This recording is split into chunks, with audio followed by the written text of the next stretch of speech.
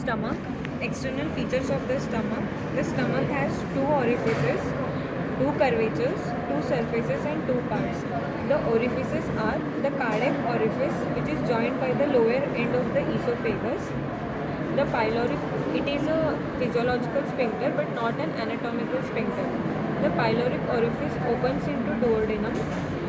It acts as both physiological and anatomical sphincter. Curvatures. The lesser curvature is concave and forms the right border of the stomach. It provides attachment to the lesser omentum. The most dependent part of the curvature is marked by the angular notch or incisura angularis. The greater curvature is convex and forms the left border of the stomach. It provides attachment to the greater omentum, the gastrosplenic ligament and the gastrophrenic ligament. At its upper end, the greater curvature presents the cardiac notch which separates it from the esophagus. Surfaces. Anterior anterosuperior surface facing forward and upwards. Posterior or posterior-inferior surface facing backwards and downwards. Parts of the stomach. The stomach is divided into two parts, that is cardiac part and pyloric part.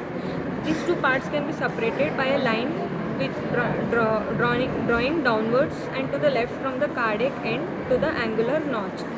The large cardiac part is further subdivided into the fundus and the body.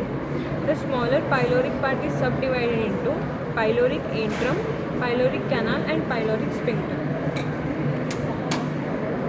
Interior of the stomach. The stomach, if it is opened, we can see the following structures. The mucosa of an empty stomach is thrown into folds termed as gastric rugae. They are longitudinal along the lesser curvature and may be irregular elsewhere. They are flattened in a distended stomach. On the mucosal surface, there are small depressions called the gastric pits into which the gastric glands open. The part of the lumen of the stomach that lies along the lesser curvature and has longitudinal rugae is called the gastric canal. It allows rapid passage of the swallowed liquids along the lesser curvature directly to the lower part before it spreads to the other parts of the stomach, and hence it is vulnerable to peptic ulcers. The submucous coat is made up of connective tissue, arterioles and nerve plexus.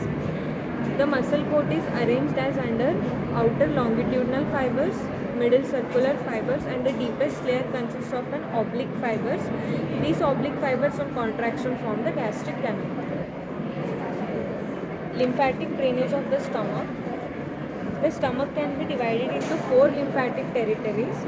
The upper part of the left 1/3 drains into pancreatosplenic nodes lying along the splenic artery that is on the back of the stomach. The right 2/3 drains into the left gastric nodes lying along the left gastric artery. These nodes also drain into the abdominal part of the esophagus. The lower part of left 1/3 drains into the right gastroepiploic nodes that lie along the right gastroepiploic artery. The lymph from the pyloric part drains in different directions into the pyloric, hepatic and left gastric nodes and passes from all these nodes to the celiac nodes. The lymph from all the areas of the stomach ultimately reaches the celiac nodes.